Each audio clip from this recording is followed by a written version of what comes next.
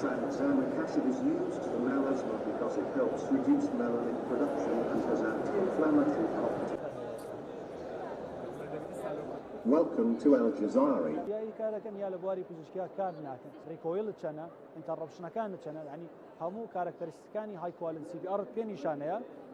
لكوتايا سماريت بيها بيطالت ولا فلانشتا يوسد بويك امبروفي خودكي ولا فلان اگر لك صوزا بيك وترى تكد لبين صد وسط وبيستا استام لا بيشانغاي تندرسي ميديكو بشاروين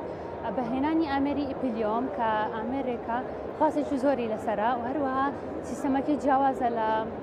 هير ريدكشن زور جوازەکانی لابردنی مو کە بە سیستەمی نیو ئەپگرێدد IPL کار دەکات کە ئامێری ئیپلیۆن چەند تایبەتمەندێکی جیاوازی هەیە ئەویش بەکارهێنانی سیستمی هەوای ساردا و هەروەها جیاواز لە ئەمێرەکانی تر سپۆت سایزەکەی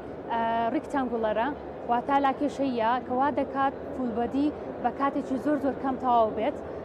نیو کاژمێر تاوەکو 45 خولەک هەروەها یەکێک لە تایبەتمەندی گریگەکانی ئامێرەکە بریتە لە ئیشکردنی لەسەر هەموو جۆرە پێست و هەموو جۆرە موێک کە تاوەکو ئێستا لە بۆ ئەو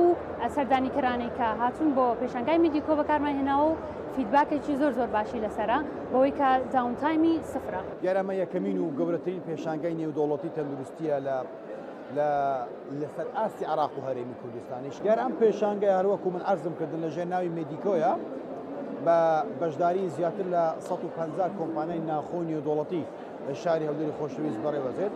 زیاتر لە 30,000 سەردانیکەر ناوی خۆیان تۆمار کرد بۆ ئەوەی بەشداری پێشانگەی میدیکۆ بکەن. هەروەکو جەنابتان ئەیبینێن ژمارێکی زۆر لە نەخۆشخانەی تایبەت لە تاقیگا لە خەڵکاری تر لە پزیشکانی دەرمانساز و پزیشکانی دەدان تەنها پزیشکانی گشتی لێرەن الله كومبليت تشيس ريكويل كات وزن تشيس ريكويل يجي لا جرينتين اگر ريكويل تنبي ريفيل هارتش